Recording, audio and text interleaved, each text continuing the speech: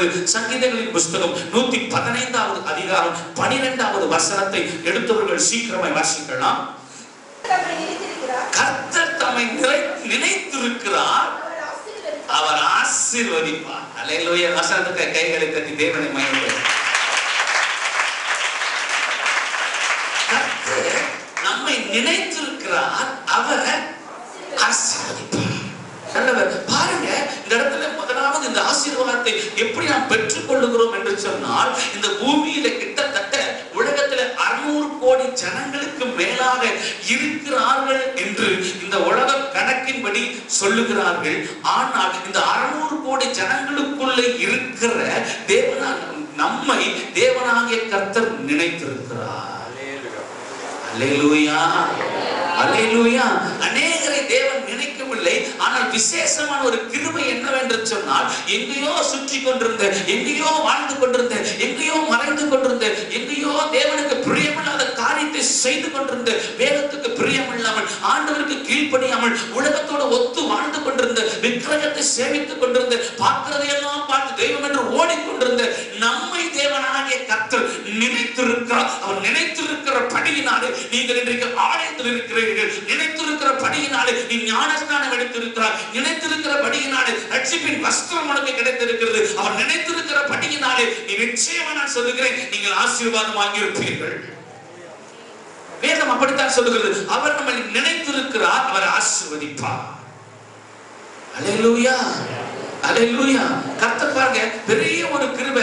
எத்தனையோ பெரிய பெரிய பெரிய மந்திரிகளுக்கும், பெரிய பெரிய டாக்டர்களுக்கும், பெரிய பெரிய இன்ஜினியர்களுக்கும், பெரிய பெரிய அதிகாரிகளுக்கும், முதலமைச்சருக்கும், பிரைம் மினிஸ்டருக்கும் கிடைக்காத ஒரு பெரிய கிருபை ராஜாதி ராஜாவின் கண்களிலே நமக்கு தயவு கிடைத்திருக்கிறது. ராஜாதி ராஜாவாகிய கர்த்தர் எங்கேயோ வாழ்ந்து கொண்டு மனுஷர்கள் கூட நினைக்காத என்ன, மனுஷர்கள் கூட மறந்திருக்கிற என்ன, மனுஷர்கள் கூட வெறுத்திருக்கிற என்ன, மனுஷர்கள் கூட வீட்டுக்கு வர முடியாமல் கேவலப்படுத்தி என்ன, ஜீவனுள்ள தேவனாகிய கர்த்தர் பரம சிங்காசனத்தில் வீற்றிருக்கிற பரிசுத்தமுள்ள ஜீவனுள்ள தேவனாகிய கர்த்தர் பட்சிக்கிற அக்கினியை சுற்றி இருக்கிறவர். ஓ, கோடான கோடான தேவ தூதர்களுக்கு மத்தியில் வாசம் பண்ணி கொண்டிருக்கிறவர். அந்த ஜீவனுள்ள தேவனாகிய கர்த்தருடைய நினைவிலே நீ இருக்கிறாய். உன்னுடைய நினைவு தேவனுடைய இடத்தில் இருக்கிறது. அவர் உன்னை நினைத்திருக்கிறார். அவர் எழுதியிருக்குள்ளே நீ உன்னை மறைந்திருக்கிறார். உள்ள கையோனை மறைத்து வைத்திருக்கிறார். ஆகவே நீ ஆசீர்வதிக்கப்படுவாய். அல்லேலூயா, அல்லேலூயா. அவர் நம்மை நினைத்திருக்கிறார். நாம் அவர் நினைக்கல, அவர் நம்ம நினைச்சிருக்கிறார். அல்லேலூயா, அல்லேலூயா. அவர் நினைக்கல அப்படின்னா இன்னைக்கு இந்த மைக்ல நான் பேச முடியாது. அவர் நினைக்கல அப்படின்னா இந்த 2 பக்கம் இந்த ஃபேன் ஓடாது. அல்லேலூயா. இப்படிப்பட்ட வாழ்க்கை கிடைக்காதே. அல்லேலூயா. அவர் நினைச்சிருக்கிறார். எங்கேயோ எது பின்னாடியோ ஓடிக்கொண்டிருந்த நம்ம பாருங்க, எவ்வளவு பெரிய ஆசீர்வாதம். அவங்க வரல, இவங்க வரல, அந்த சொந்தக்கார வரல, இந்த சொந்தக்கார வரல, அவங்க என்னை கூப்பிடல, இவங்க என்னை கனப்படுத்தல. கனப்படுத்தின என்ன, கனப்படுத்தாது என்ன, டோன்ட் கேர். அப்பா என்ன நினைச்சிருக்கிறாரு. அல்லேலூயா. என் வாழ்க்கை இப்படியே போயிட்டு இருக்கிறது. ஆண்டவர் நினைச்சிருக்கிறார். அல்லேலூயா. எதை குறித்து கவலையே கிடையாது. கர்த்தருடைய நினைவுல நான் இருக்கிறேன் என்பதை நான் உறுதியாய் அறிந்து வைத்திருக்கிறேன். அல்லேலூயா. விசேஷமான ஒரு கிருபை பாருங்க. 1 ராஜாக்களின் புஸ்தகம் 17வது அதிகாரம் 9வது வசனத்தை வாசிக்கலாம். எலியாவை பார்த்து தேவனாகிய கர்த்தர் ஒரு வார்த்தையை பேசுகிறார். அது எப்படிப்பட்ட வார்த்தை என்றால், நீ எழுந்து சீதோனுக்கு அடுத்த சாரிபாத் என்ற ஊருக்கு போய் உன்னை பராமரிக்கும்படி அங்கே இருக்கிற விதவைக்கு கட்டளையிட்டேன் என்றார். பாருங்க, அல்லேலூயா. சீதோனுக்கு அடுத்து இருக்கிற சாரிபாத் என்கிற ஒரு ஊருக்கு நீ அனுப்புவேன். எலியாவை பார்த்து தேவனாகிய கர்த்தர் சொல்லுகிறார். 3 வருடம் எலியாவின் நாட்களிலே நீங்க யாக்கோபு நிருபங்களிலே வாசித்து பார்க்கும் பொழுது உங்களுக்கு தெரியும். எலியாவின் நாட்களிலே அவன் சொல்லுகிறான், ஆகாப் ராஜாவை பார்த்து, என்னுடைய வாக்கின் அன்றியே வானத்திலிருந்து மழையும் பனியும் பெய்யாது என்று. அது எத்தனை வருஷம் என்று சொல்லுகிறார்கள்? 3 வருடம் 6 மாதம் என்று வேதம் நமக்கு கணக்கு சொல்லுகிறது. அல்லேலூயா. அந்த 3 வருடம் 6 மாதம் மழை இல்லாததனாலே தேசமெங்கிலும் பஞ்சம் வந்திருக்கிறது, தேசமெங்கிலும் பசி வந்திருக்கிறது, தேசமெங்கிலும் பட்டினி வந்திருக்கிறது. எழுதப்பட்டிருக்கிறது. எங்கும் தண்ணி இல்லை. எலியாவை தேவனாகிய கர்த்தர் கேரித் ஆற்றங்கரையில அனுப்பி அந்த இடத்துல காகங்களுக்கு கட்டளையிட்டு இறைச்சியை கொடுக்க பண்ணி தண்ணீரை குடித்துக் கொண்டிருந்தான். ஆனா தண்ணீர் வற்றின உடனே இப்ப எலியாவை கர்த்தர் போஷிக்க வேண்டும். உடனடியே கர்த்தர் சொல்லுகிறார், பாருங்க, நீ சீதோனுக்கு அடுத்த சாரிபாத் என்கிற ஊருக்கு போ, அங்கே ஒரு விதவைக்கு நான் கட்டளையிட்டு இருக்கிறேன். அல்லேலூயா. இதை யோசிச்சு நீங்க பார்க்கணும். சாரிபாத் ஊர்ல அநேக விதவைகள் இருந்திருப்பார்களே. அல்லேலூயா. சாரிபாத்ல அந்த அம்மா மட்டும் விதவை கிடையாது. இப்ப காரமடையை நீ எடுத்துட்டா அநேக விதவைகள் இருப்பார்கள். ஒரு குட்டி கிராமத்துக்குள்ள அநேக விதவைகள் இருக்கும் பொழுது ஒரு சாரிபாத் ஊருக்குள்ள எத்தனை விதவைகள் இருந்திருப்பார்கள் என்று தெரியாது. எத்தனை ஜனங்கள் விதவைகளா இருந்திருப்பார்கள் தெரியாது. ஒரு கோடீஸ்வரனை கர்த்தர் நினைக்கவில்லை, ஒரு ராஜாவை கர்த்தர் நினைக்கவில்லை, ஒரு அதிபதியை கர்த்தர் நினைக்கவில்லை, ஒரு அரசனை கர்த்தர் நினைக்கவில்லை, அந்த ஊருக்குள் இருக்கிற கோடீஸ்வரன் வசதி வாய்ந்தவர்களை கர்த்தர் நினைக்கவில்லை, உயர் சாதி என்று சொல்லிக் கொண்டிருக்கிறவர்களை கர்த்தர் நினைக்கவில்லை. அல்லேலூயா, அல்லேலூயா. சாதாரணமா இருக்கிற ஒரு விதவையை தேவனாகிய கர்த்தர் நினைத்திருக்கிறார். அல்லேலூயா. சாதாரண ஒரு விதவையை அந்த ஊருக்குள்ள எத்தனையோ கோடி ஜனங்க, இப்ப பஞ்சம் அதிகமாகி விட்டது, பட்டினி அதிகமாகி விட்டது, தண்ணி வற்றி விட்டது, ஜனங்கள் செத்து மடிந்து கொண்டிருக்கிறார்கள். அந்த நேரத்தில் கர்த்தருடைய நினைவு அந்த சாரிபாத் ஊருக்குள்ள ஒரே ஒரு ஏழை விதவையை ஆண்டவர் நினைத்திருக்கிறார். அல்லேலூயா, அல்லேலூயா, அல்லேலூயா. ஆண்டவர் நம்மளை நினைச்சிருக்கிறார். அல்லேலூயா. ஒரே வராது. அல்லேலூயா. கர்த்தர் நல்லவர். பாருங்க, இடத்துல பார்க்கும் பொழுது தேவனாகிய எலியாவோடு சொன்ன உடனே எலியா இப்ப அந்த இடத்துக்கு கடந்து போகிறார். வாசிக்கலாம். அப்படியே அவன் எழுந்து சாரிபாத்துக்கு போனான். அந்த பட்டணத்தின் ஒளிமுக வாசலுக்கு அவன் வந்தபோது அங்கே ஒரு விதவை விறகு பொறுக்கிக் கொண்டிருந்தாள். அவள் அவனை பார்த்து கூப்பிட்டு, நான் குடிக்கிறதுக்கு கொஞ்சம் தண்ணீர் ஒரு பாத்திரத்தில் கொண்டு வா என்றான். கொண்டு வர அவன் போகிற போது அவன் அவனை நோக்கி கூப்பிட்டு, கொஞ்சம் அப்பமும் உன் கையிலே எனக்கு கொண்டு வா என்றான். அதற்கு அவன், பானையில் ஒரு பிடி மாவும் களையத்தில் கொஞ்சம் எண்ணெயுமே அல்லாமல் என்னிடத்தில் ஒரு அடையும் இல்லை என்று உம்முடைய தேவனாகிய கர்த்தருடைய மனுஷனே தெரியுது. அம்மா சொல்றது, நீ உம்முடைய தேவனாகிய கர்த்தருடைய ஜீவனை கொண்டு சொல்லுகிறேன். இதோ நானும் என் குமாரனும் சாப்பிட்டு செத்து போக அதை நினைக்கும். அவனுக்கு இந்த மாதிரியான டைம்ல தான் கர்த்தர் நம்ம நினைச்சார். அல்லேலூயா, அல்லேலூயா, அல்லேலூயா. நீங்களும் யோசனை பண்ணி இந்த வாழ்க்கை வேண்டாம், செத்து போயெல்லாம் நினைச்சு கொண்டிருக்கும் பொழுது கர்த்தர் உங்களை நினைத்தார். உங்க வாழ்க்கை தாறுமாறாய் நடந்து கொண்டிருக்கும் பொழுது கர்த்தர் உங்களை நினைத்திருக்கிறார். உங்க வாழ்க்கை அழிந்து போயிடும், நீங்க யோசனை பண்ணி என்னோட குடும்பமே நாசமா போகுதுங்கிற சூழ்நிலையில கர்த்தர் உங்களை நினைத்திருக்கிறார். அல்லேலூயா. நானும் என் கணவர் பிரிய போகிறோம் என்று நினைத்திருக்கிற நீங்க யோசனை பண்ணிட்டு இருக்கிற நேரத்துல கர்த்தர் உங்களை நினைத்திருக்கிறோம். உங்க குடும்பமே குட்டி சுவரா இடிஞ்சு விழுகிற நேரத்துல கர்த்தர் உங்களை நினைத்திருக்கிறார். அல்லேலூயா. தற்கொலை பண்ணி செத்துடலாமா, ரயில்ல தலை கொடுத்துடலாமா, மருந்து குடிச்சு செத்துடலாமா, இந்த வாழ்க்கையே வேண்டான்னு சொல்லி தற்கொலைக்கு நேராக உன் இருதயம் திருப்பப்பட்டிருக்கிற நேரத்துல என் தேவனாகிய கர்த்தர் உன்னை நினைத்திருக்கிறார். அல்லேலூயா, அல்லேலூயா. இந்த பூமியில வாழ்வதற்கு வழியே எனக்கு கிடையாது என்று சொல்லி வாழ்க்கையை எப்படி முடித்துக் கொள்ளலாம் என்று சொல்லி எதிர்காலத்தை குறித்து கேள்விக்குறியோடு கூட என்ன செய்தாலும் என் வீட்டில தோல்வி வந்து கொண்டிருக்கிறது, என் பிசினஸ்ல தோல்வி, கையின் பிரயாசத்துல தோல்வி, எங்க போனாலும் தோல்வியா இருக்கிறதே என்று சொல்லி நீ என்ன செய்யலாம் என்று யோசித்துக் கொண்டிருக்கும் பொழுது தேவனாகிய கர்த்தர் உங்களை நினைத்திருக்கிறார். அல்லேலூயா, அல்லேலூயா.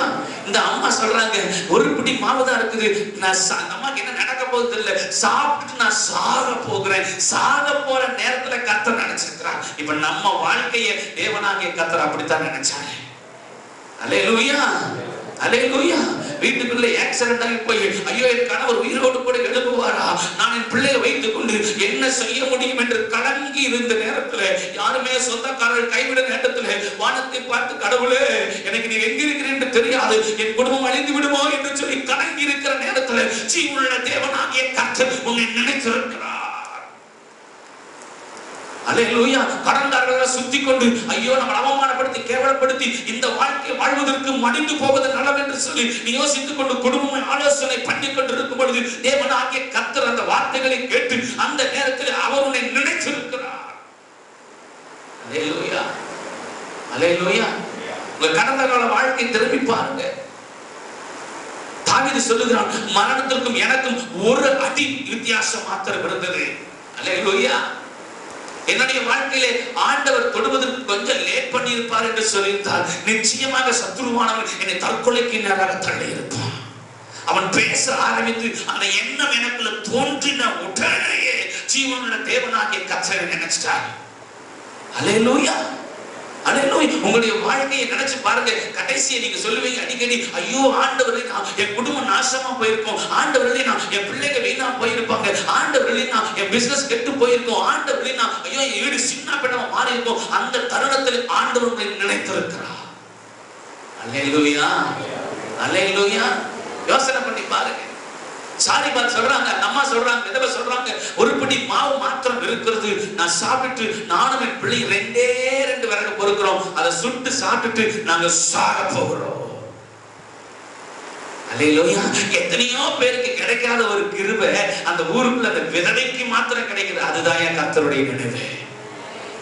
அல்லேலூயா. எலியா சொல்றாரு, பரவாயில்ல நீ செய்ய, அதனால முதல்ல கொஞ்சம் எனக்கு நீ கொண்டு வந்து கொடு. அல்லேலூயா. கொஞ்சம் தான் இருக்குது, அந்த கொஞ்சத்திலையும் முதல்ல எனக்கு கொண்டு வந்து கொடு. அல்லேலூயா. அவர் வாசிங்க. அப்பொழுது எலியா அவரை பார்த்து, பயப்படாதே, நீ போய் உன் வார்த்தையின்படி ஆயத்தப்படுத்து, ஆனாலும் முதல் அடியை எனக்கு ஒரு சிறிய அடையை பண்ணி என்னிடத்தில் கொண்டு வா, பின்பு உனக்கும் உன் குமாரனுக்கும் பண்ணலாம். கர்த்தர் தேசத்தின் மேல் மழையை கட்டளையிடுவார். கர்த்தர் தேசத்தின் மேல் மழையை கட்டளையிடும் நாள் வரைக்கும் பானையில் மா செலவழிந்து போவதும் இல்லை, கலசத்தில் எண்ணெய் குறைந்து போவதும் இல்லை என்று இஸ்ரவேலின் தேவனாகிய கர்த்தர் சொல்லுகிறார். அந்த தருணத்துல தான் ஆண்டவர் உங்களை எடுத்திருக்கிறார்னா, உன்னுடைய கலசத்துல எண்ணெயும் மாவும் ஜீவனுள்ள தேவனாகிய கர்த்தர் வருகிற வரைக்கும் உன் வீட்டுக்குள்ளும் உன் குடும்பத்துக்குள்ளும் உன் சந்ததிக்குள்ளையும் அந்த குறைவை ஆண்டவர் ஒரு நாள் கொடுக்க மாட்டார். கரங்களை தட்டி கர்த்தருடைய நாமத்தை அந்த விதவை எப்படி கர்த்தர் நினைச்சாரோ அப்படியே உன்னை நினைச்சிருக்கிறார். அந்த விதவை எப்படி போஷித்தாரோ அப்படியே உன்னை போஷித்து இருக்கிறார். அந்த விதவை எப்படி பராமரித்தாரோ அப்படியே உன்னையும் பராமரிப்பார். அல்லேலூயா, அல்லேலூயா, அல்லேலூயா. ஆண்டவர் நினைச்சிட்டாரு. இப்ப அந்த அம்மாவுக்கு தேவை. இப்ப அந்த அம்மா கிட்ட போயிட்டு நான் உனக்கு ஒரு பங்களா கட்டி கொடுக்குறேன்னு சொன்னா அந்த அம்மா சொல்லு, பங்களா எனக்கு வேண்டாம். அல்லேலூயா. நல்ல ஒரு பெரிய பென்ஸ் கார் 1 கோடி ரூபாய்க்கு எலியா சொல்லுவாரு, நான் வாங்கி கொடுக்குறேன்னு சொன்னா ஓட்டுறதுக்கு நான் உயிரோடு இருக்கணுமே. அல்லேலூயா, அல்லேலூயா. இல்ல வீடெல்லாம் கட்டி வாடகை கொடுக்க, எதிர்காலத்துக்கு உனக்கு தேவையான காலத்தை செட்டில் பண்ணி வரேன்னு சொன்ன அம்மா சொல்லுவாங்க, தயவு செய்து எனக்கு வீடெல்லாம் வேண்டாம். இப்ப என் வீட்டுக்குள்ள அரிசி இல்ல, பருப்பு இல்ல, சாப்பிடுவதற்கு சாப்பாடு இல்ல, தேசம் முழுவதும் மழை இல்ல, அதனால பஞ்சம் தலைவிரி தாடுகிறது. இப்ப இந்த ஒரு ஜான் வயிற்றுக்கு சாப்பாடு இல்ல. அல்லேலூயா, அல்லேலூயா. பாருங்க, அந்த நேரத்துல தேவனாகி கர்த்தர் எத்தனை பேர் பஞ்சத்துல செத்தாங்களோ தெரியல, எத்தனை பேர் பசியில செத்தாங்களோ தெரியல, எத்தனை பேருக்கு தண்ணி கிடைக்கலையோ தெரியல, எத்தனை பேருடைய வீடுகளுக்குள்ள கஷ்டம் அதிகமாச்சோ தெரியல, யாருக்கு அந்த ஆண்டவர் நினைச்சாரோ தெரியல. ஆனா அந்த விதவையே மாத்திரம் ஆண்டவர் நினைச்சதுனால எலியாவை கரெக்டா அந்த வீட்டுக்கு அனுப்பி அந்த வீட்டை ஆசீர்வதித்தார். அதே தேவனாகிய கர்த்தர் தான் உங்களை நினைத்து இந்த சூழ்நிலையில உங்க வீடுகளுக்குள்ள வந்து உங்களையும் அப்படியே ஆசீர்வதித்து இருக்கிறபடியினால் தேவனாகிய கர்த்தர் தேசத்துல பஞ்சம் வந்தாலும் பரவாயில்ல, பசி வந்தாலும் பரவாயில்ல, மழை இருந்தாலும் பரவாயில்ல, மழை இல்லைனாலும் பரவாயில்ல, ஓ ஜீவனுள்ள தேவனாகிய கர்த்தருடைய ஆசீர்வாதம் உனக்கு மேல் உண்டு உண்டு உண்டு தைரியமா சொல்ல முடியும். ஏன்னு சொன்னா அவர் நம்மை நினைத்திருக்கிறார், அவர் ஆசீர்வதிப்பார். அல்லேலூயா.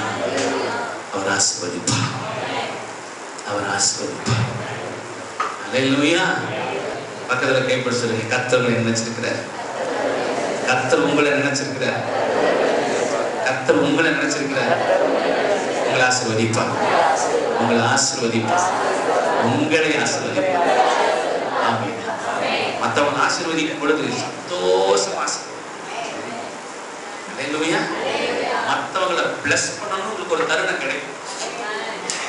மற்றவங்களை ஆசீர்வதிக்கிறதுக்கு ஒரு சூழ்நிலை வரும். என்னை ஆசீர்வதிங்க, அக்கா என்ன பிளஸ் பண்ணுங்க, ஒரு ஜெபம் பண்ணுங்க. எனக்கு ஒண்ணுமே தெரியும், இன்னுக்குள்ள வந்து ஜெபம் பண்ணா கூட அடிச்சு தூள் கிளம்பி வசனத்தை போட்டு அப்படியே பிளஸ் பண்ணிருங்க. நாளைக்கு ஒரு நாள் தேவனாகிய கர்த்தர் அந்த பிள்ளையை ஆசீர்வதிக்கும் பொழுது அது இஸ்ரவேலின் தேவனாகிய கர்த்தரை இருக்கிறார், அவர் ஆசீர்வதிப்பார்.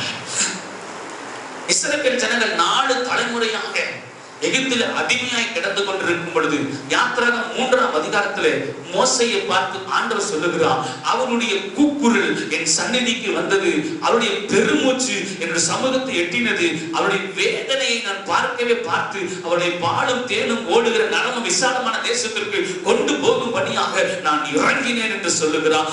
ஆண்டவர் இஸ்ரவேல் ஜனங்களுடைய உபத்திரவத்தை பார்த்து அவரை நினைத்திருக்கிறார். அல்லேலூயா. இஸ்ரவேல் ஜனங்களுடைய கூக்குரலை கண்டு அவர்கள் நினைத்திருக்கிறார். அவள் நினைத்ததனால, சீக்கிரமா சொல்லிட்டு போறேன், அவள் நினைத்ததனாலே தேவனாகிய கர்த்தர் சொல்லுகிறார், பாலும் தேனும் ஓடுகிற நலமும் விசாலமான தேசத்துக்கு அவர்களை கொண்டு போய் விடும்படியாக நான் இறங்கினேன். அல்லேலூயா, அல்லேலூயா. ஆண்டவர் நம்மளை நினைச்சிட்டாருன்னா பிளஸிங் தான். அல்லேலூயா. இடையில கைவிடுகிற ஆண்டவர் இல்ல, இடையில கழட்டி விடுகிற ஆண்டவர் இல்ல. அல்லேலூயா. இடையில துரத்தி விடுகிற ஆண்டவர் கிடையாது. அவர் சொன்னதை செய்வதற்கு வல்லமை உள்ளவராக இருக்கிறார். அல்லேலூயா. அவர் ஆசீர்வதிப்பார், அவர் ஆசீர்வதிப்பார், அவர் ஆசீர்வதிப்பார். இஸ்ரவேல் ஜனங்களுக்கு வாக்கு கொடுத்தார், உன்னை பாலும் தேனும் ஓடுகிற நலமும் விசாலமான தேசத்துக்கு கொண்டு போய் விடுவேன் என்று சொன்னார். அந்த வார்த்தையின்படியே ஆண்டவர் நினைத்தார். அவர்கள் வாழ்க்கையை கர்த்தர் ஆசீர்வதித்தாரா இல்லையா? அல்லேலூயா, அல்லேலூயா, அல்லேலூயா. அப்போ ஆண்டவர் அந்த இஸ்ரவேல் ஜனங்களை நினைத்திருக்கிறார், இந்த விதவையை நினைத்திருக்கிறார். எத்தனையோ பேருக்கு கிடைக்காத ஒரு கிருபை இயேசு கிறிஸ்து உள்ளத்துல 12 அப்போஸ்தலர்களுக்கு மாத்திரம் கிடைத்தது. அவர்களையும் கர்த்தர் நினைத்திருக்கிறார், தேசத்திலே அவர்கள் உயர்த்தி இருக்கிறார். யாருக்குமே கிடைக்காத ஒரு கிருபையை உங்க மேல தேவன் வைத்திருக்கிறார். ஆகவே தேசத்துல உங்களையும் கர்த்தர் உயர்த்துவார். அல்லேலூயா, அல்லேலூயா. அவர் நினைச்சதுனால தான் நீங்க இங்க வந்துட்டீங்க. ஆமென். அவர் நினைக்காம யாரும் இங்க வரவே முடி தற்செயலாக நீங்க உள்ள வரல, ஏதோ வேடிக்கை பார்த்துட்டு போனான்னு சொல்லி உள்ள வரல, யாரோ சொல்லி கூப்பிட்டதுனால உள்ள வரல. கர்த்தர் உங்களை நினைத்திருக்கிறார், ஆகவே உள்ள வந்துட்டீங்க. அல்லேலூயா.